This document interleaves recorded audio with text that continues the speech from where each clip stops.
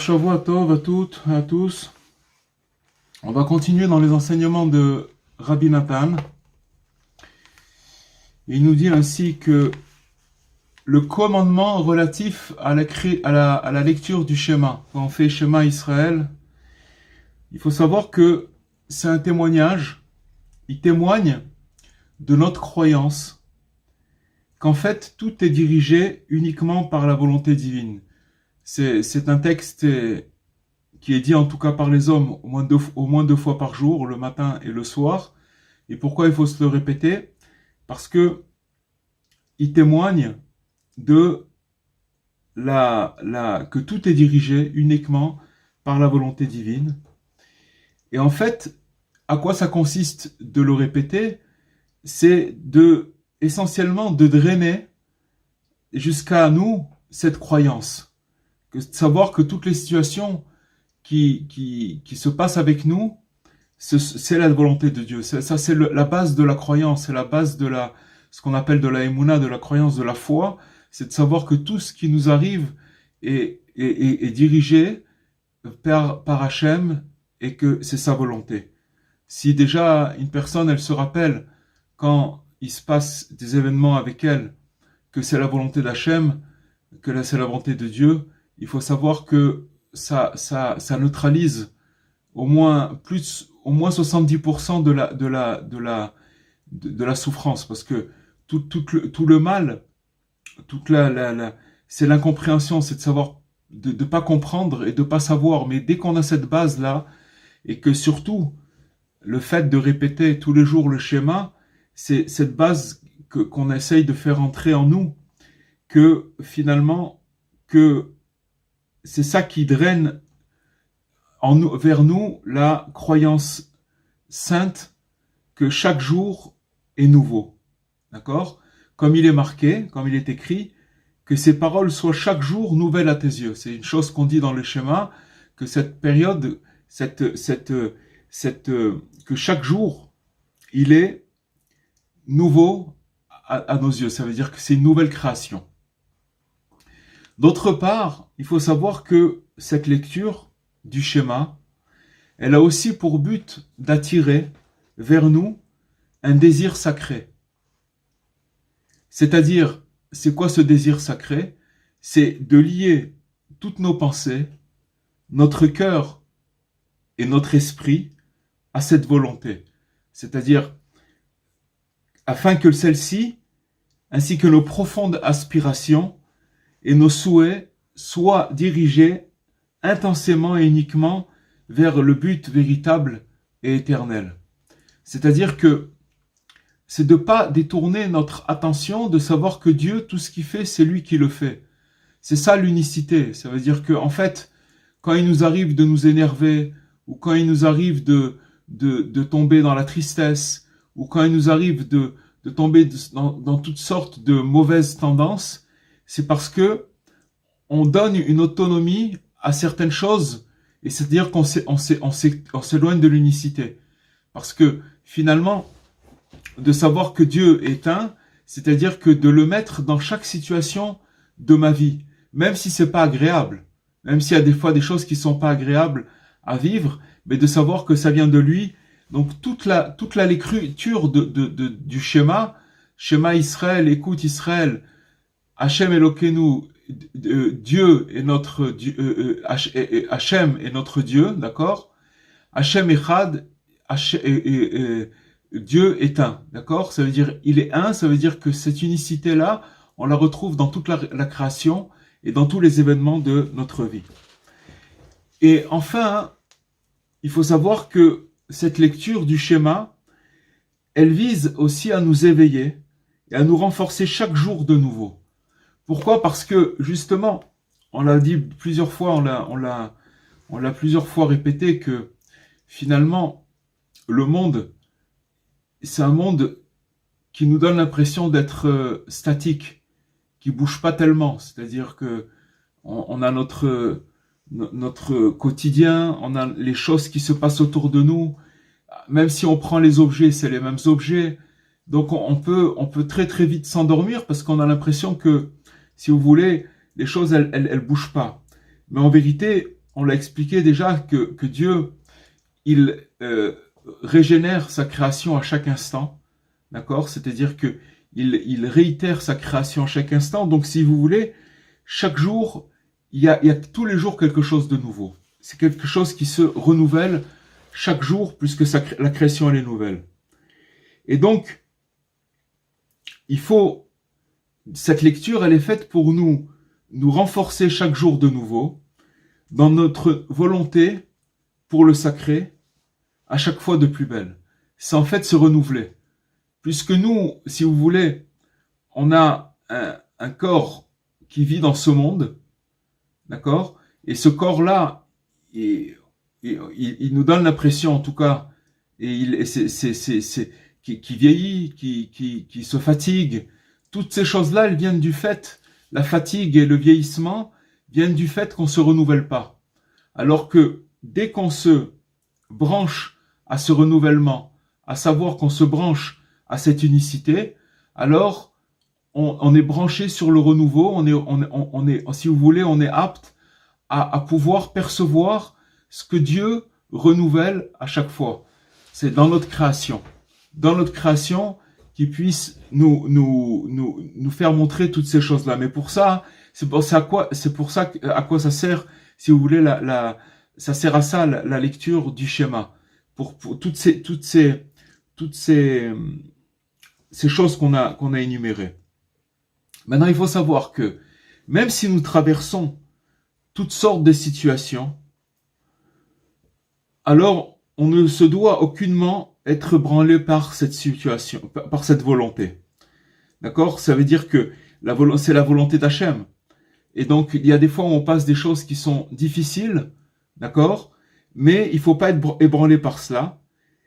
Pourquoi? Parce que l'essentiel, c'est de croire que chaque jour, des choses entièrement nouvelles se produisent. Et ça, c'est les tzadikim qui nous le disent. D'ailleurs, les tzadikim, c'est nos phares, c'est nos guides.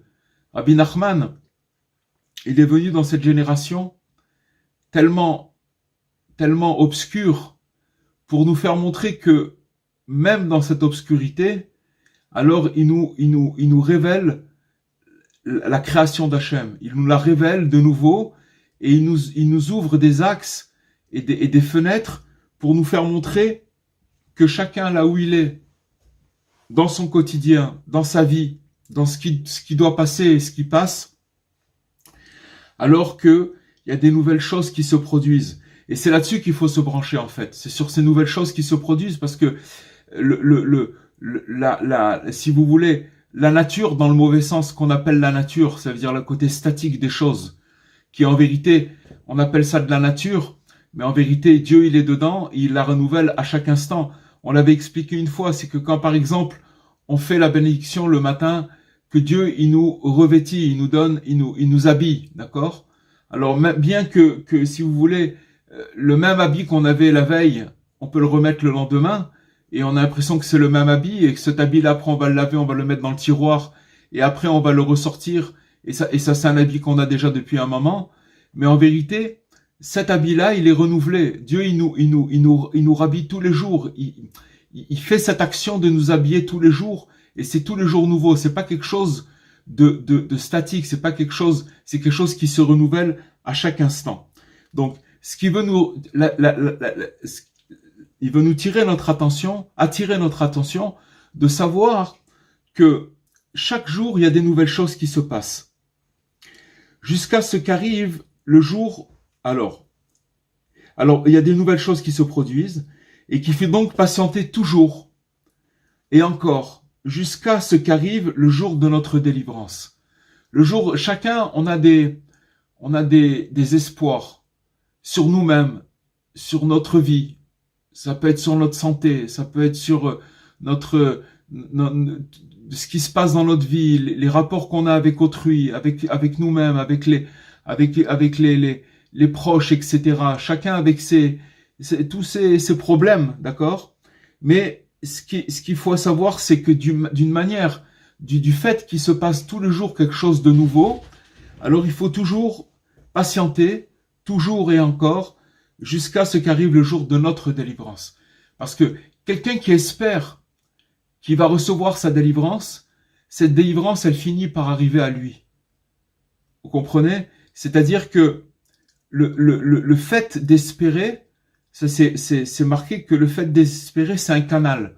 L'espérance, qu'on appelle la tikva en hébreu, ça veut dire la tikva, l'espérance, c'est quelque chose, c'est un canal qui nous alimente. C'est-à-dire que quand une personne, elle espère que les choses vont s'arranger, même si elle voit aucune amélioration, mais à partir du moment où elle est branchée sur l'espérance, alors c'est marqué que elle va recevoir un flux de force qui va l'alimenter dans la situation dans laquelle elle est, et grâce à ce flux, elle va pouvoir attendre, patienter. Et celui qui espère, il est sûr un jour ou l'autre de s'en sortir. Tout l'espoir que les tzadikim, les prophètes, ils nous ont, dans leurs écrits, ils nous ont légué, c'est cette chose-là. C'est-à-dire que eux, ils ont accès au futur, et ils nous disent, accrochez-vous, parce que, même si vous le voyez pas, nous on l'a vu, et on sait qu'il est là, et il arrive. Donc il faut espérer, c'est très très très important. Même si on voit que les choses, elles n'évoluent pas, même si on voit que les choses, elles sont des fois de pire en pire, mais il faut continuer à espérer jusqu'à que arrive le jour de notre délivrance. Parce qu'en fait, Dieu, il fait germer de nouvelles délivrances chaque jour. Chaque jour, il crée des nouvelles délivrances. Dieu, il s'arrête pas de créer de nouvelles délivrances pour l'humanité, pour chacun de nous, pour tout le monde. Même si vous prenez un animal, n'importe quoi, une bestiole qui se trouve dans le désert ou dans la forêt ou dans la jungle, peu importe, eh bien, Dieu, il fait attention à cette bestiole pour la sauver ou pour lui donner à manger. C'est-à-dire qu'il crée des délivrances pour chacun. À plus forte raison pour l'être humain, et etc., etc. Donc, à l'image du jour qui se renouvelle, d'accord? Chaque jour, c'est un nouveau jour. Alors, il y a un surcroît de sainteté d'en haut qui émerge. Il faut savoir qu'il n'y a pas un jour qui ressemble à la veille. Seulement, c'est quoi l'illusion? C'est quoi le découragement? C'est de croire que, voilà, encore un autre jour, encore un autre jour. Je vis mes jours, je l'essaye de les passer comme je peux, d'accord? Sans trop m'engager, sans trop faire de trucs, en laissant les champs passer parce que je sais pas de quoi ce jour il va être, qu'est-ce qu'il va amener. Mais il faut savoir que c'est, en vérité, le jour qui arrive, tous les jours qui arrivent, il a un surcroît de sainteté qui vient d'en haut. C'est extraordinaire. Ça veut dire que finalement, si vous voulez, Rabbi Nathan, il nous demande de nous brancher vers déjà, même de se brancher, c'est de savoir que ça existe, de savoir que c'est là, que tous les jours il y a quelque chose de nouveau et que il y a ce surcroît de sainteté qui vient d'en haut. D'accord? Car c'est seulement pour cette raison que Dieu maintient le monde qu'il a créé. Parce que, de la même façon que Dieu, il nous demande de nous régénérer chaque jour et chaque instant, ça veut dire de se renouveler, de la même façon que Dieu, il nous demande pas quelque chose que lui-même il fait pas. À savoir que tous les jours, à partir du moment quand vous savez que le jour il se lève, tous les jours, alors il faut savoir qu'il y a un surcroît de sainteté qui vient d'en haut, et il nous dit, Rabbi Nathan, que c'est pour cette raison que Dieu il maintient le monde qu'il a créé, et qu'il renouvelle dans sa bonté, chaque jour, l'œuvre de la création.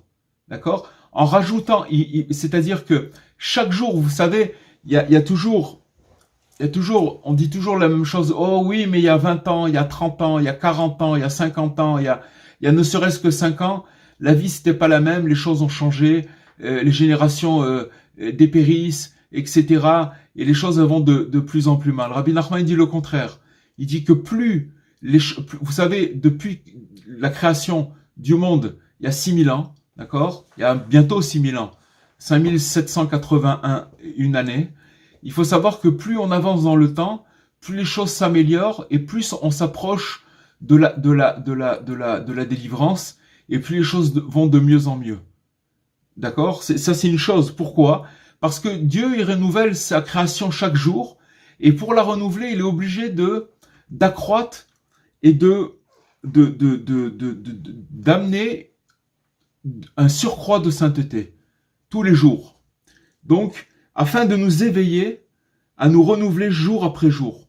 Donc, il fait cet effort. Hachem, il nous amène ce surcroît de sainteté pour que nous, on puisse aussi se renouveler jour après jour dans les désirs nouveaux et intenses pour Dieu. Parce que, si vous voulez, si Dieu, il laissait les choses statiques, ça veut dire que les choses, elles restent apparemment sans se renouveler, et c'est ça l'impression que nous avons, alors, si vous voulez, on n'aurait pas pu se renouveler.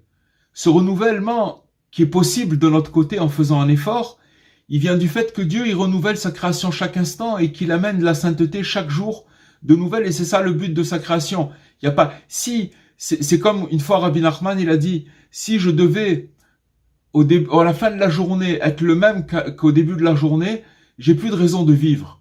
C'est-à-dire que il était toujours en train de chercher et d'avancer et de se renouveler à chaque instant. À chaque instant. C'est-à-dire peu importe là où il devait passer, peu importe ce qui pouvait lui arriver, peu importe les états d'âme dans lesquels il devait passer et les épreuves dans lesquelles il devait passer. Parce que, si vous voulez, la création du monde, c'est un mouvement permanent. C'est un mouvement qui avance et qui s'arrête jamais. Seulement, on le voit pas, si vous voulez, entre guillemets, à l'œil nu. C'est pas quelque chose qui se perçoit.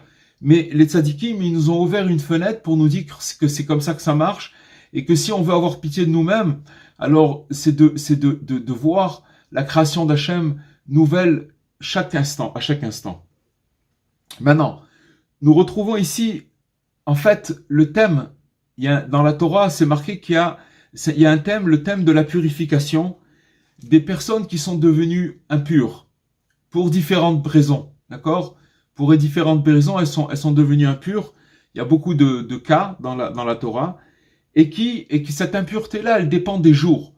C'est-à-dire que il y a des fois, il y a certaines personnes qui ne doivent attendre que jusqu'au coucher du soleil. C'est-à-dire que leur purification, elle soit complète. C'est-à-dire que, par exemple, ils ont été impurs, ils doivent attendre une journée, d'accord? Et à partir du moment que la nuit tombe, alors cette journée, quand elle s'est achevée, ils redeviennent purs et leur purification, elle est complète. En vérité, qu'est-ce que c'est la purification? C'est le salut. C'est ça la délivrance. Quand on dit le mot touma qui veut dire en hébreu boucher. Touma, c'est pas impur. Ça veut dire impur. Ça veut dire quoi impur? C'est pas quelque chose de sale. C'est quelque chose de bouché. C'est comme Dieu préserve si quelqu'un il a des artères qui sont bouchées. Elles obstruent l'orifice de l'artère, et à partir de ce moment-là, le sang il peut pas circuler, et ça s'appelle bouché. C'est ça la touma, c'est ça l'impureté. Et en général, quand il y a des artères qui sont bouchées, il y a des dépôts, des déposites, des impuretés qui se sont déposées dans cette artère et qui bouchent l'artère, d'accord? Mais c'est pour toutes les choses de la vie. Ça veut dire que maintenant, quand une personne, elle s'est rendue impure, elle a été impure, d'accord? Alors dans la Torah, elle doit attendre, le temps va faire sa réparation. Et donc il y a plusieurs sortes d'impuretés. Il y a une impureté qui va durer une journée, et que à la fin de la journée, il va se tremper dans de l'eau, et il va retrouver sa pureté. D'accord? C'est quoi cette pureté? Ça veut dire son salut. Et donc on pourrait dire ici, d'après ce qu'il nous dit Rabbi Nathan, qu'en fait la délivrance d'un homme, c'est de sortir du fait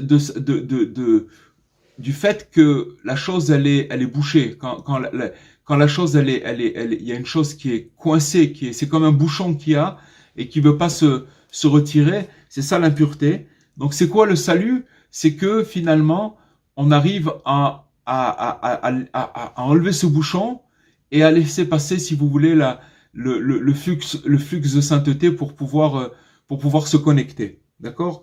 Mais maintenant, donc il faut savoir que ce salut, cette pureté, elle va n'aboutir que lorsqu'il arrive le jour suivant. Maintenant, il faut savoir que selon la loi juive, on fixe le début d'un jour, d'un nouveau jour, à partir de la tombée de la nuit.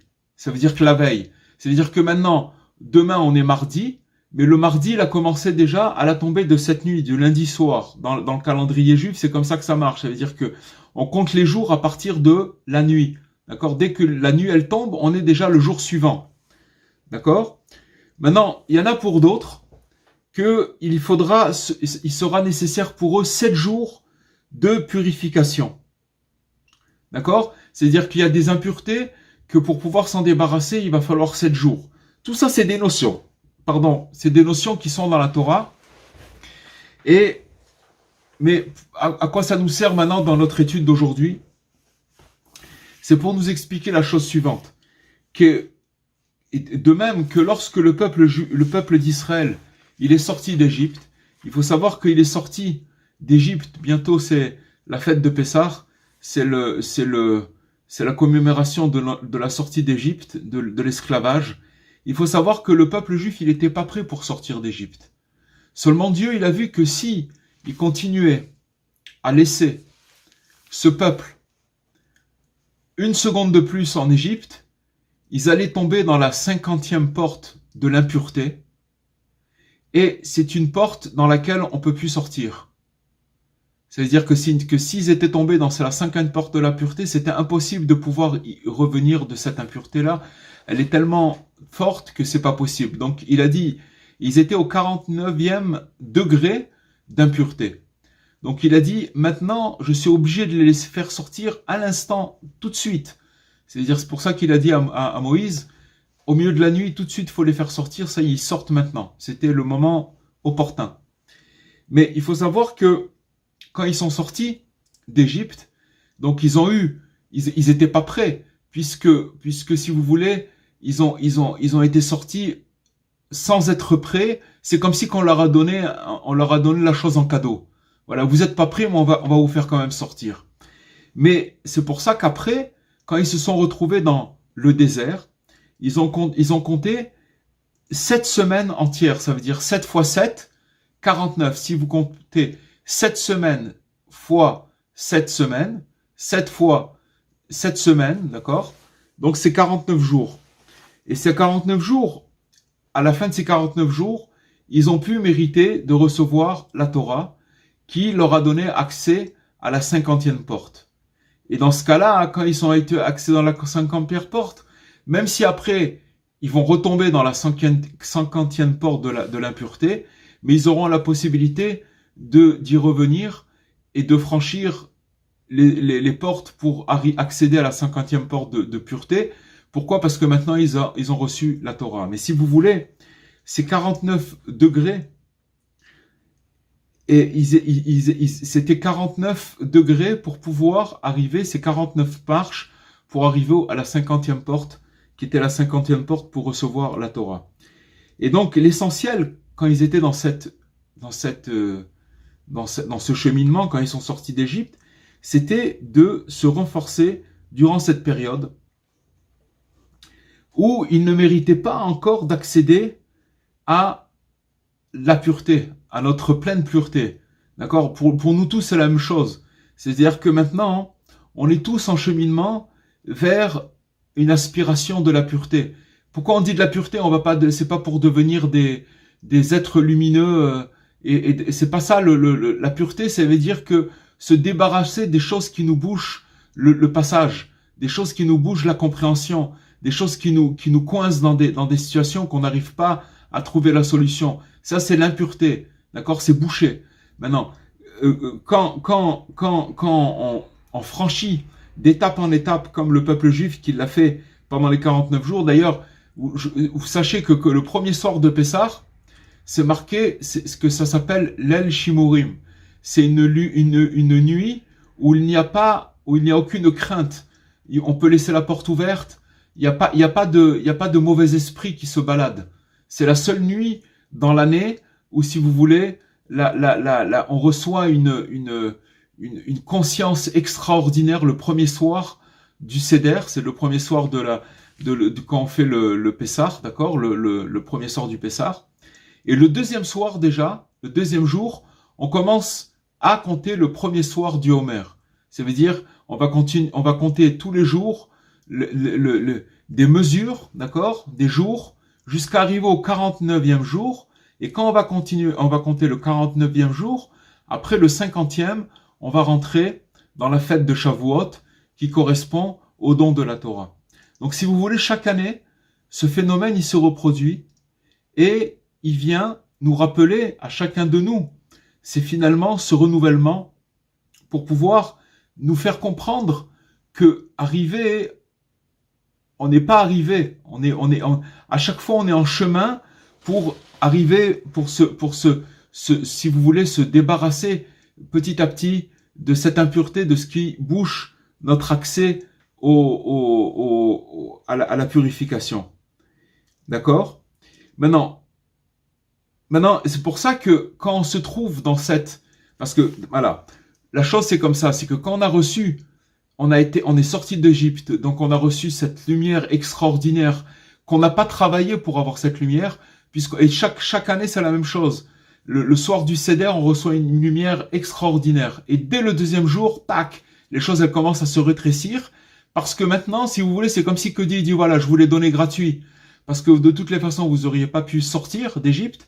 Je vous ai donné maintenant cette fête-là, je vous ai donné le fait de sortir de cette Égypte, mais maintenant, il va falloir que vous payiez c'est comme si qu'on vous donnait quelque chose, on vous dit maintenant, faut payer faut payer les mensualités. C'est pas des mensualités, c'est des journées. C'est-à-dire qu'on va compter 49 jours jusqu'à arriver à la fête de Shavuot. D'accord? Donc, c'est pour ça qu'il faut malgré tout se redonner courage, jour après jour, par des désirs nouveaux.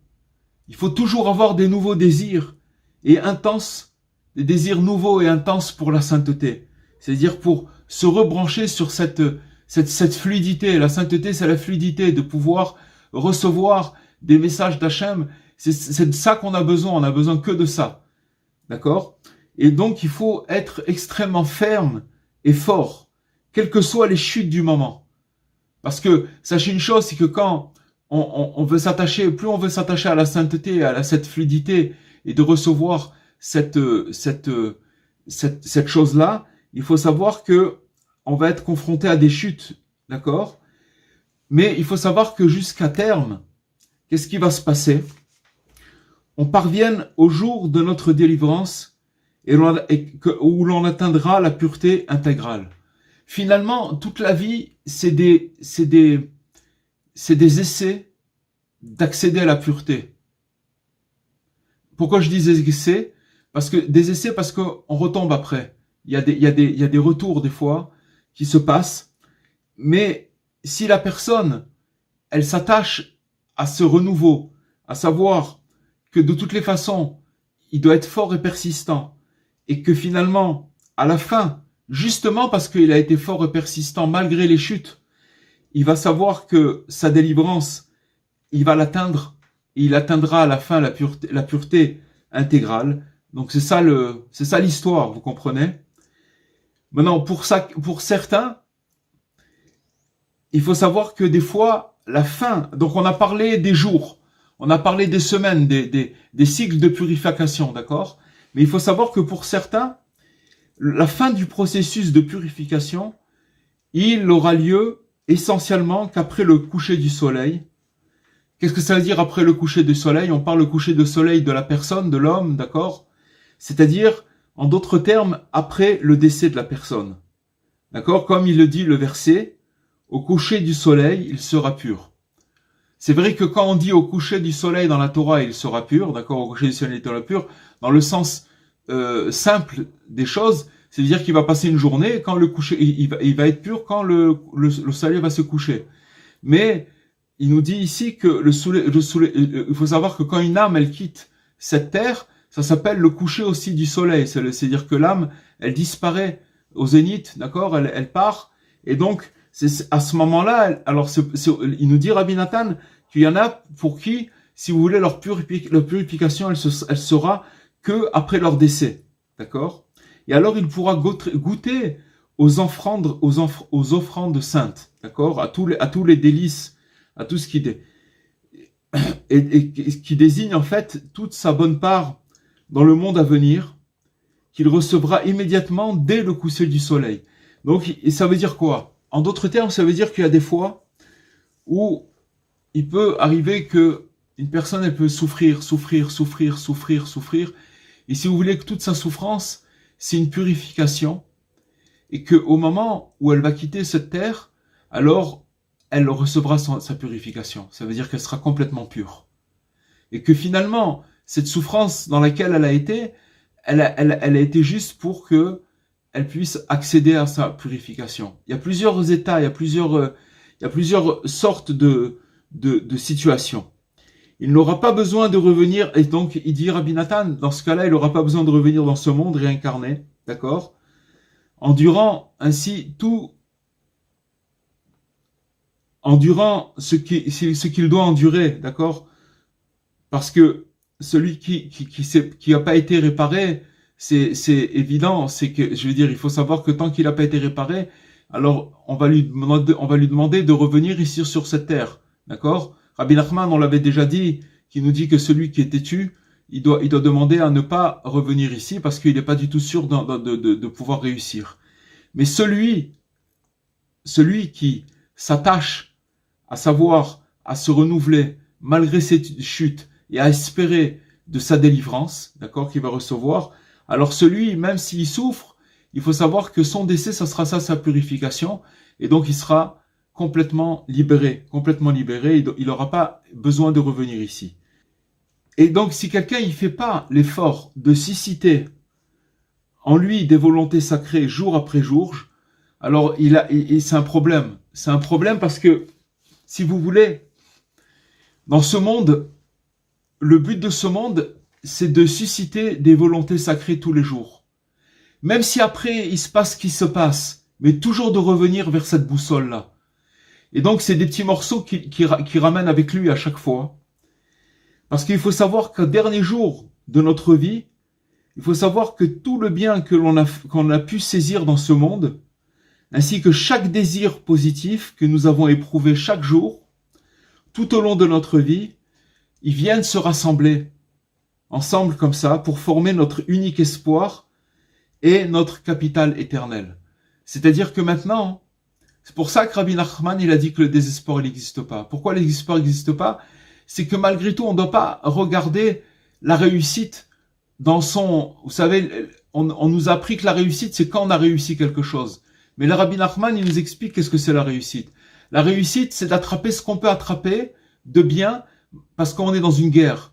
Et que tous les petits morceaux de bien qu'on va attraper, c'est ça qui va nous donner la possibilité de nous purifier et d'accéder à notre espoir et à notre capital éternel. Voilà ce qu'on aura pu dire pour aujourd'hui. Et voilà, si vous voulez, c'est quelque chose de très fort ce qu'on a étudié ce soir. Si vous voulez, on va passer aux questions. Non, je vous disais que j'avais pas très bien suivi le cours ce soir. Alors vous le reverrez, Bezrat Hashem. Mais quand vous dites que au coucher du soleil, en fait, c'est le jour du décès, quoi, en fait. J'ai pas dit, on a parlé plusieurs de couchers de soleil, Abraham. On a parlé que dans la Torah, il y avait plusieurs, on a parlé d'impureté. Quelqu'un, il est impur. Il y a des impuretés qui s'achèvent après un jour. Il y a des impuretés qui s'achèvent après 7 jours. Celle d'Égypte, il a fallu 7 semaines. C'est toujours des cycles de 7. D'accord? 7 fois 7, c'est 49 jours quand ils sont sortis et puis après ils ont reçu la Torah. Et Rabbi Nathan, il nous dit qu'il y a aussi que des fois, que la personne de son vivant, elle n'arrive pas à accéder à la pureté, pardon, mais que le jour de son décès, alors elle rentre dans la pureté. Mais ça, c'est à la condition que malgré qu'il était dans l'impureté, il a cessé d'espérer à sa délivrance. Le fait de ne pas cesser d'espérer, c'est ça qui à la fin lui donne accès à la pureté. Vous comprenez? C'est quelque chose de très fort. D'accord, ok. Rabbi Cohen, qu'est-ce que vous appelez le renouvellement? Le renouvellement, c'est c'est ce qu'il nous dit au début du cours. Le renouvellement, ça veut dire que Dieu, chaque jour, il donne un surplus, un surcroît de sainteté sur terre. D'accord? Et il nous a dit dans le cours, dans ce texte-là, Rabbi Nathan, que c'est ça le but, c'est dire s'il n'y avait pas ce surcroît de sainteté dans le monde, il n'avait pas lieu de continuer à marcher, à continuer. C'est ce surcroît de sainteté qui amène, qui amène, si vous voulez, que le monde y continue à marcher. Maintenant, on a expliqué que cette sainteté, c'est quelque chose que nous, on a besoin. On a besoin de cette sainteté. Pourquoi? Parce que quand on a parlé d'impureté, impureté, ça veut dire touma, ça veut dire bouché. D'accord? C'est comme si vous prenez, je sais pas moi, un lavabo qui est bouché. L'eau, elle passe pas. D'accord? Vous prenez n'importe quoi, vous prenez même un carburateur dans une voiture qui est bouché. Alors il faut faire une vidange. C'est-à-dire ce mouvement-là, hein, la pureté, c'est quand il y a du mouvement dans la personne. Ça veut dire qu'il reçoit un flux de sainteté. Maintenant, nous, comme on vit dans un monde qui apparemment, avec nos yeux, on n'arrive pas à voir ce mouvement-là. On n'arrive pas parce qu'on voit que les choses, elles se ressemblent et très facilement on peut retomber dans la routine et c'est pas facile. On peut être très très bien à un moment et tac très mal après. Pourquoi? Parce que on est attiré vers le bas, on est attiré vers cette stagnation, d'accord? Ce côté qui est en fait le contraire du renouvellement. Se renouveler, ça veut dire se brancher en savoir que Dieu, chaque jour, il amène des nouvelles choses. Et qu'est-ce que ça veut dire se renouveler? Que je crois en ma délivrance. Chacun de nous ici, on attend une délivrance. Chacun. Il y a personne qui attend pas une délivrance. Chacun on espère à quelque chose, à une délivrance. Chacun dans son domaine, chacun dans son esprit, chacun dans sa vie. On espère. D'ailleurs, je vous dis une chose. Si on n'espérait pas, on serait pas en train de vivre. Ce qui fait qu'on vit et ce qu'on se lève le matin, c'est parce qu'on espère. S'il n'y avait pas cette espérance, on pourrait pas vivre. Donc, se renouveler, ça veut dire savoir que Dieu, chaque jour, chaque instant, il recrée sa création, et que donc s'il recrée sa création, ça veut dire qu'il y a de la délivrance, et que tout peut s'arranger, et que j'espère dans cette délivrance. Maintenant, quand je vais espérer dans cette délivrance, même si je la vois pas, il y a un moment où je serai délivré. Alors, au bout d'un jour, au bout d'une semaine, au bout d'un an, je sais pas quand, et ça peut être aussi à la fin de la vie. Mais le truc, c'est de jamais, au grand jamais, lâcher cet espoir-là. Vous comprenez, cet espoir-là, c'est quelque chose de très, très, très, c'est là-dessus qu'on est. Je l'ai dit tout à l'heure, c'est que c'est marqué dans plusieurs endroits que l'espoir, c'est un canal. Un canal. Maintenant, je vais vous dire, vous allez comprendre quelque chose de très fort. C'est qu'en fait, quelqu'un qui a arrêté d'espérer, il a bouché tout accès au renouvellement. Il est tombé dans, si vous voulez, quand on arrête d'espérer, ça veut dire que maintenant, on a le canal qui nous alimente d'espérance et qui nous donne de la force de continuer là où on est maintenant, même si on n'est pas sorti d'affaires, mais qui nous donne, c'est cette espérance qui nous donne ce flux-là. Maintenant, si on arrête d'espérer, ça veut dire qu'on bouche ce canal. Ça veut dire que ce canal, il devient impur. C'est-à-dire quoi? Il devient impur, il devient bouché. Et on peut plus recevoir de ce flux-là. Vous comprenez? Dès qu'on se remet à espérer, alors on reçoit un truc. L'espérance, c'est quelque chose d'invisible. On peut pas expliquer comment ça marche. C'est quelque chose c'est pas palpable. C'est pas quelque chose qu'on comprend. On espère. Si tu crois, t'espères à quoi? Qu'est-ce que tu espères? Tu vois bien que la situation, elle est comme si non, j'espère. Voilà, j'espère que ça va s'arranger. J'espère que ça va truc. Et j'y crois. Alors, il nous dévoile un secret rabbinal. Comment? C'est ça qui nous aide à vivre. C'est ça qui nous aide à vivre. Mais là, mais c'est absolument. Mais là, si vous voulez, Rabbi Nathan, il nous a donné on le comprend que ça nous aide à vivre. Mais là, c'est encore plus fort ce qu'il nous a dit Rabbi Nathan. Que c'est dans cette condition-là que, dans l'au-delà, on va pouvoir, si vous voulez, profiter de notre capital d'espérance. C'est-à-dire que de tout le bien qu'on a pu faire. Parce qu'à partir du moment où on espère, alors on continue à œuvrer, même si des fois, on pédale dans la boue, des fois. C'est dans la boue, on voit que c'est très difficile, c'est compliqué, mais on continue à s'accrocher, Vous comprenez? Oui, ça, le message, ça veut dire quoi? Ça veut dire que l'énergie positive qu'on va déployer pour faire des bonnes choses, même si on n'y croit pas, mais parce qu'on a un petit peu d'espoir, on va avoir un salaire même là-haut, c'est ça? C'est plus que ça. c'est qu'à partir du moment où on s'est attaché à l'espoir, ça veut dire qu'on s'est attaché au renouveau, au renouvellement, parce que l'espoir, il nous a dit, regardez, c'est des choses, c'est bien de revoir les cours parce que les choses, il y a beaucoup d'éléments. Et c'est pas juste des paroles, c'est des éléments qui s'embriquent les uns avec les autres. Quand Rabbi Nathan nous dit que Dieu, son seul but sur terre, c'est si vous voulez, c'est que chaque jour, il amène un surcroît de sainteté. C'est-à-dire que maintenant, il veut qu'on s'attache à cette sainteté-là. Maintenant, comment on s'attache à cette sainteté? En espérant que notre délivrance, elle va finir par arriver. Elle va finir par arriver. Il faut savoir, on l'a dit plusieurs fois, c'est que quand on espère, on attire les choses vers soi. Quand on espère des bonnes choses, c'est des bonnes choses qu'on attire vers soi. Et des pas bonnes choses aussi. Ça veut dire que des fois, quand on est branché sur la mélancolie, alors on attire vers soi des choses qui sont pas très très bonnes. Vous comprenez? Donc cet espoir-là, c'est ça le renouvellement. Et il nous dit que si une personne, elle lâche pas cet espoir, elle le lâche pas, alors à la fin, tout le bien, il va se mettre, parce que on espère, on désespère, on espère, on désespère, on espère, on désespère. À la fin, il faut toujours terminer avec l'espérance.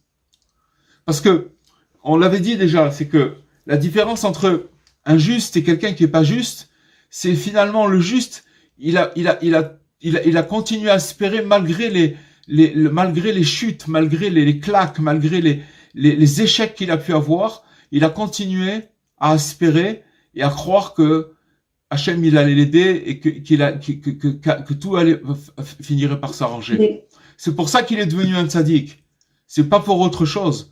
Alors que l'autre, il a aussi essayé, mais il y a un moment il a dit j'en ai marre, ça y est, j'en ai marre. Aujourd'hui, ça y est, j'ai décidé. Oui. Une fois, en fin de compte, l'espérance, c'est la confiance inconditionnelle que l'on a en Akadosh Baruch Hu. Oui, il y a la confiance, ça c'est sûr. Il y a la confiance. La confiance, c'est le bitachon, c'est l'assurance, d'accord? L'assurance. Alors que l'espérance, c'est oui, ça se rejoint, mais c'est deux choses qui sont, ça se rejoint.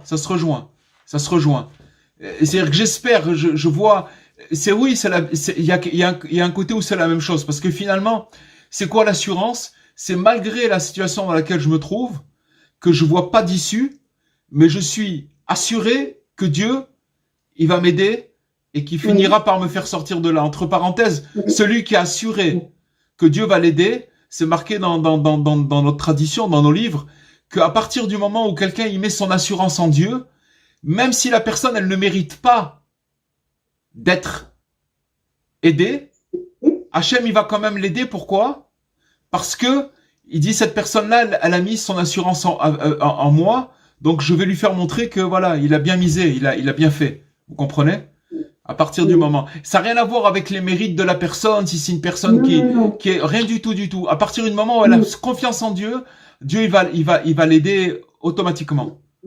Ça n'a rien à voir avec son degré ni de religiosité, ni de sainteté, rien du tout.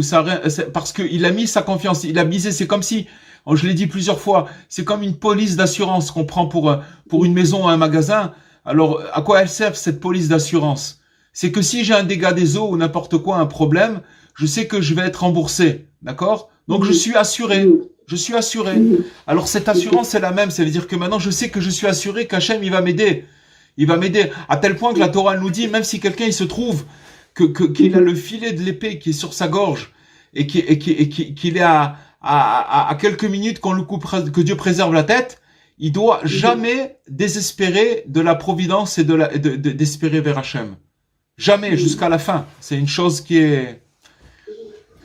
Est-ce que vous pensez, Rav, que dans ce monde-ci, dans ce monde dans lequel on vit, on peut accéder à la 50e porte de pureté?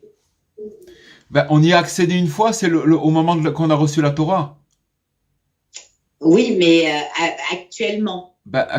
Actuellement, je vais vous dire c'est quoi? C'est les enseignements de Rabbi Nachman. Parce que Rabbi Nachman, il a amené le remède de la 50e porte.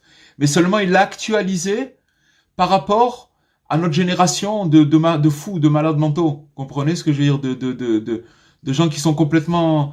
Alors, il a actualisé, il a amené des solutions et des remèdes qui sont simples et qui sont accessibles à tout le monde. Donc, c'est ça la 50e porte. C'est ça la 50e porte. Vous comprenez? C'est tout ce que, voilà, parler avec Hachem, tout ce que, tout ce que, bon, Hachem, il y en a beaucoup, Tikkun HaKlali, le Chatzot, tout ce qu'on peut attraper dans les Teilim. C'est des choses que tout le monde peut accéder. C'est pas des choses qui sont réservées à une élite du tout. Vous comprenez? Si vous me dites maintenant, quelqu'un pour devenir un sage, il doit étudier pendant 30 ans, 10 heures par jour. Alors on va dire, oui, mais ça y est, le temps il est passé, qu'est-ce que je vais faire, comment je truc et tout. Mais c'est pas ça du tout. On n'est pas, Rabbi Nachman, il a amené des remèdes pour que chacun, il puisse arriver à tenir jusqu'à la fin. S'il le veut, hein. Bien sûr, s'il le veut.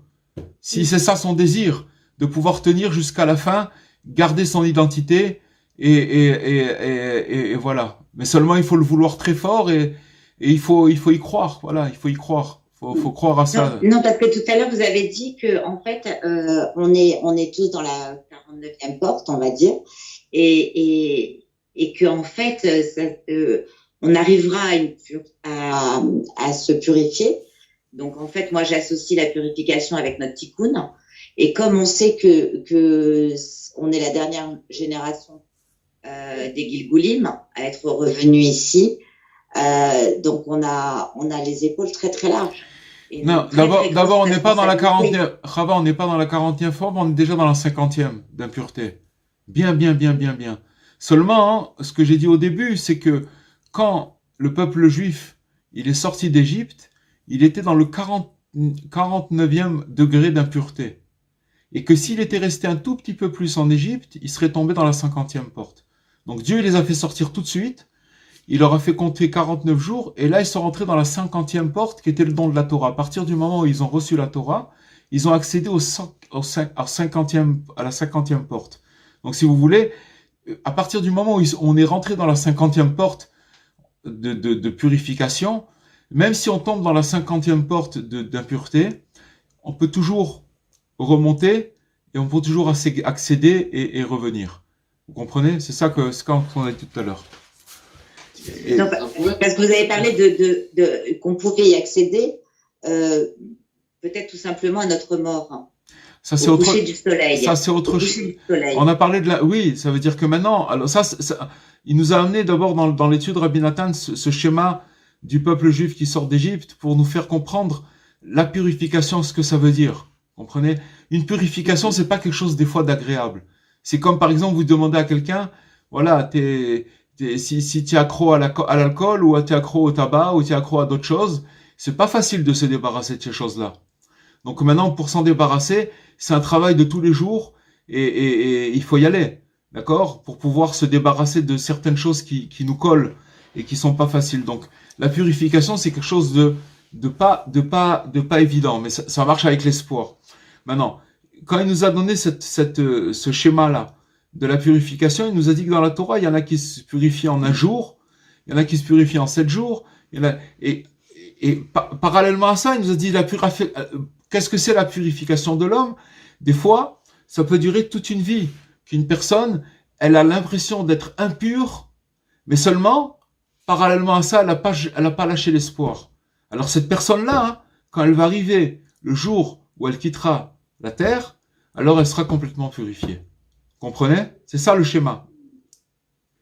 Thierry, S'il vous plaît. qu'on vous entende. Thierry. Oui, excusez-moi, bonsoir. Thierry, bonsoir. Oui, j'ai écouté avec toute l'attention possible ton cours qui est magnifique. Il y a une chose dans ce que je comprends, bien sûr, à mon humble niveau. Je parle de la Torah, je parle de Rabbi Nachman, je parle de la conscience, bien sûr, et on arrive à la connexion. Et je crois que la connexion, c'est, comme tu l'as bien précisé, cette connexion est très, très importante. C'est pour ça que chaque jour, et comme tu l'as précisé aussi, chaque jour suffit à sa peine. Et donc, le moment où on est connecté, grâce à Rabbi Nachman, grâce à la Torah, c'est dans ces moments-là qu'on va se rapprocher, bien sûr, de la sainteté, au mieux. Et je sais que juste ce qui vient après, comme nous sommes dans le duo avec Hachem, il souffle sur nos braises de souffrance. C'est-à-dire que le moment où on est connecté avec nos souffrances, bien sûr, il y a quelque chose qui va se passer. Et il va souffler sur les braises de notre souffrance, ça va nous amener véritablement à nous unifier avec lui. Alors, c'est quelque chose d'exceptionnel parce qu'il y a le peuple en lui-même, le peuple juif, bien sûr, les autres communautés dans le monde, on a quelque chose de très très fort. Maintenant, on va revenir au plus simple, c'est-à-dire la question est simple. Bon, tu me connais, Élie, aujourd'hui, il y a des êtres qui sont beaucoup plus simples ou qui ne se rendent pas compte de tout ça et qui ont besoin d'être aidés, d'être dirigés. Comment verrais-tu, Élie, dans tes propos d'aujourd'hui, comment aider ces personnes à ce qu'ils se connectent mieux avec Hachem pour leur permettre d'adoucir leur souffrance? C'est de leur faire montrer tout simplement dans leur réalité du jour, de leur vie, que finalement, il y a des choses positives dans leur vie. Parce que c'est ça la sainteté, ça veut dire d'arriver à voir que dans leur quotidien, il y a des choses nouvelles qui s'opèrent. Vous voyez, par exemple, on va dire comme ça que, par exemple, une personne qui a un problème de santé ou un problème, peu importe le problème dans lequel elle peut se trouver, il y a deux façons de le vivre. Ou alors d'être morfondu, de le vivre mal et de rentrer dans le problème jusqu'à que le problème il nous quitte pas, il nous poursuit, c'est-à-dire de rentrer dans la peine, d'accord, et d'alimenter cette peine-là. Ou alors de scruter les choses qui avancent, que ce soit dans la santé, que ce soit dans le quotidien, et donc de voir chaque petite chose qui avance et qui s'améliore, de dire waouh, c'est magnifique, c'est extraordinaire, et donc la vision elle est complètement différente. Donc les gens il faut leur apprendre et leur dire que finalement ils sont pas seuls et que d'essayer de voir autour d'eux que chaque jour c'est un nouveau jour et que ce jour-là il amène une nouvelle solution. Peut-être pas toute la solution, mais une lumière. Et maintenant, il faut s'accrocher à cette lumière. Cette lumière, c'est l'espoir. Jusqu'à qu'une personne, de toutes les façons, ce que je dis, c'est pas du tout ni mystique, ni rien du tout. Tout le monde peut comprendre ça. Qu'une personne qui s'accroche à la vie, à la lumière, à l'espoir, peu importe qui elle est, cette personne, à la fin, elle arrive à accéder à des niveaux et à sortir de choses difficiles. Ça, c'est clair et net. Seulement, il faut lui faire montrer cette chose-là, le point positif, les choses positives qui sont dans sa vie. Je pense que c'est un des aspects qu'on peut faire partager à notre entourage, aux gens qui sont autour de nous. Oui, s'il vous plaît, je voulais vous poser une question. Est-ce que j'ai une bonne question. L'épidémie qu'on vit actuellement, c'est un tikkun, parce qu'on sent que c'est un tikkun. C'est une purification du monde entier. Complètement. Exactement. Vous êtes d'accord ou pas? Vous êtes d'accord ou pas? Moi, c'est évident que c'est une purification à tel point, je vais vous dire c'est quoi. C'est que maintenant, j'ai entendu que maintenant, même les gens qui se sont fait vacciner, ils parlent de mutation du virus, qui sont pas sûrs que le vaccin va pouvoir couvrir. Et ça veut dire quoi? Ça veut dire qu'en vérité, l'homme, il essaye de contrôler les choses avec ses moyens minables, excusez-moi du terme, d'accord? Mais qu'on est en train de voir que mondialement, sur la planète, que Dieu il est en train d'amener les gens vers une destination, un bon endroit, et c'est exactement ça. C'est sûr que c'est une purification. De toutes les façons, je vais vous dire une chose. Finalement, les gens, pourquoi ils souffrent maintenant? Pourquoi ils souffrent maintenant? Pas de l'épidémie. Ils souffrent de pas pouvoir aller au restaurant, de pas pouvoir aller en boîte de nuit, de pas pouvoir, de pas pouvoir aller en vacances. C'est de ça qu'ils souffrent. C'est de ça qu'ils souffrent. Alors peut-être que ces choses-là, les gens ils sont addicts à certaines choses. Mourir de pas aller en vacances, on va pas mourir de pas aller, vous comprenez, on meurt pas de ça. Mais et si vous voulez, Dieu il s'en est mêlé. Avant il a appuyé sur un bouton et les choses se sont arrêtées. Et il est en train de changer quelque chose. Je sais pas, moi je sais pas, mais c'est sûr que ça s'appelle la purification. Parce que finalement c'est quoi qu'est-ce qu'on a appris ce soir? C'est quoi la purification? C'est de déboucher quelque chose ou si vous voulez, il y a quelque chose qui passait plus là-bas et qu'il est en train de nous préparer à quelque chose de recevoir. On est en train de se préparer à recevoir quelque chose d'extraordinaire, un cadeau. Et entre parenthèses, les gens un petit peu sensibles, si vous leur parlez, vous allez voir que pendant tout ce confinement, ça fait maintenant 1 an, hein, ça fait une année, que ce confinement-là, les gens, si chacun il fait vraiment son introspection, il pourra voir combien il a changé en une année, qu'est-ce qui s'est passé dans sa vie, et surtout comment il s'est recentré sur lui-même. Peut-être qu'il s'est recentré sur sa famille, peut-être qu'il s'est recentré sur beaucoup de choses. Tout le monde a eu des changements, et donc c'est là où on voit, si vous voulez, la providence de Dieu, que ça nous a touché chacun dans notre quotidien et notre vie personnelle. Chacun, il y a personne qui est passé au travers. Mondialement, particulièrement, voilà, c'est comme ça. C'est sûr que c'est pour nous amener à une purification. Mais cette purification, c'est pas pour nous priver. Si on continue encore après à avoir de la peine qu'on peut plus aller en vacances, on est passé à côté. On est passé à côté de quelque chose. On n'a pas compris. On n'a pas compris. Et c'est pour ça qu'entre parenthèses, c'est justement parce que on n'a pas compris que, si vous voulez, il y a peut-être ces mutations et ces trucs, ça ne finit pas, que dire, on n'arrive pas. Et avec tout ça, ça se fait avec beaucoup de bonté, de miséricorde.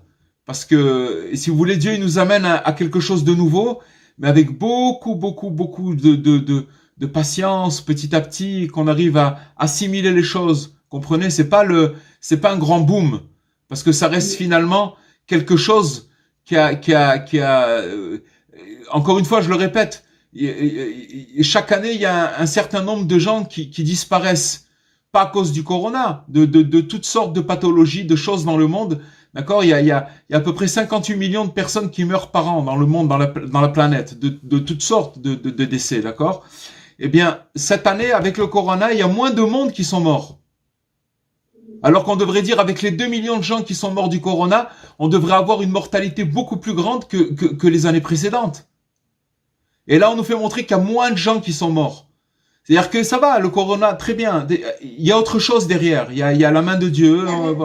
Il y a plutôt une mort de l'esprit. Et ça, c'est encore autre chose. Parce que moi, je suis infirmière sur Ashkelon. Et je vais une fois par semaine chez les Marklimim. Et donc, j'interroge les Marklimim, ceux qui ont été atteints. Ouais. Et il y a un dénominateur commun, mis à part des séquelles, douleurs musculaires, etc., etc. Et j'ai eu des patients même ça fait 1 an, donc de la première gale, de la première vague. Il y a un dénominateur commun, et c'est pour ça que je parle de un peu, on va dire, une mort de l'esprit. C'est il y a 80 à 90% des patients des Marklimim sont atteints de dicaon et de rarada, de dépression et de peur. Voilà. Et ça rejoint un petit peu avec ce qu'a dit. C'est pas Thierry, c'est l'autre personne, par rapport au virus. Et Dieu vraiment nous montre quelque chose. Complètement. Aux personnes qui sont atteintes et celles qui n'ont pas été atteintes, qui ont peur et qui ont peur de cette maladie. Ouais. On va vers une mort de notre âme si on ne se réveille pas, justement. Je pense que Hachem, il attend des choses sur nous, en fait, qu'on fasse pour lui, en fait. Voilà, il veut qu'on se tourne vers lui, tout simplement, je pense. Il n'y a pas que ça, je pense. Moi, je pense que c'est ça. Il n'y a pas que ça, il y a, il y a pas que ça, il y a ça aussi. Il y a beaucoup. Mais se tourner vers lui, ça veut dire, c'est pas forcément, hein, c'est pas quand elle dit Mazal se tourner vers lui, ça veut dire de savoir que tout ce qui se passe, c'est lui la source. Parce que sachez une chose, c'est que quand une personne, elle vit en sachant que, c'est ce qu'on a appris au tout début de la leçon, on a parlé de quoi, rappelez-vous? De la lecture du schéma. C'est que tous les événements qui nous arrivent, savoir que elles proviennent de Dieu. Tout vient d'Hachem. Maintenant, si quelqu'un, il dissocie cette maladie de Dieu, parce que je vais vous dire une chose, en plus de ça, il n'y a aucune logique. Il y a des gens jeunes qui partent, qu'ils ont aucune maladie. On peut pas comprendre comment ça, il y a des gens qui se protègent et qui l'ont eu, il y a des gens qui sont pas protégés et qui l'ont pas eu. On sait pas comment on sait rien. On sait absolument rien. Donc, comme elle dit Mazal, c'est finalement, Hachem, il a amené cette chose-là, elle est tellement illogique. Et plus on rentre dans la logique, plus on voit que c'est illogique. Et plus on rentre dans la logique, et plus on voit qu'il y a rien à comprendre. Jusqu'à que peut-être, avec l'aide de Dieu, les gens, ils vont finir par comprendre, il y a quelque chose de plus grand que ça, et que voilà, il faut se... Il y a l'attachement tzaddik aussi. Ça, c'est sûr. Bon, mais ça, c'est déjà... Ça, c'est déjà pour, voilà, pour les gens qui sont initiés, qui sont trucs, mais voilà, déjà comprendre que ça vient de Dieu, c'est déjà quelque chose de très, très grand, déjà. Exactement. J'ai pas compris tout à l'heure. Pardon. Pardon, c'était juste pour en revenir au début de votre cours, où vous disiez justement que si on a l'espoir, hein, et qu'on y croit fermement, je pense que c'est la clé et c'est l'aboutissement à l'ouverture de ce tunnel qu'on a l'impression qui est sans fin, et à notre délivrance. Voilà, c'était juste... Moi, je voulais vous demander, parce que tout à l'heure, j'ai pas très bien compris, en fait, quand vous avez dit, à un moment donné, je ne me rappelle plus exactement à quel niveau, vous avez dit qu'on reviendrait pour être purifié, c'est ça? Non, j'ai pas dit. J'ai pas compris. Non, j'ai pas dit ça. La purification, c'est la mort. Non, j'ai dit qu'une personne, quand elle va entretenir cet espoir de délivrance, alors, même si elle n'a pas vu beaucoup de résultats pendant sa vie, du fait qu'elle a entretenu cet espoir-là, quand elle va quitter cette terre, au moment où elle va quitter cette terre, c'est-à-dire que le soleil va se coucher pour lui, alors il sera purifié. Vous comprenez? C'est ça qu'on a dit. Est-ce que pendant notre Idbo des doutes, on peut demander quand même à avoir notre délivrance? Mais évidemment. Dans ce bas monde. Bien sûr qu'il faut le demander. Il faut le demander et l'espérer, c'est évident. C'est évident. Oui. Mais encore une fois, je vais vous dire une chose. Si elle n'arrive pas, c'est pas que Dieu il est en train de nous dire, il y a d'autres gens qui doivent passer avant toi. T'es sur la liste, hein, c'est bon, hein. T'inquiète pas.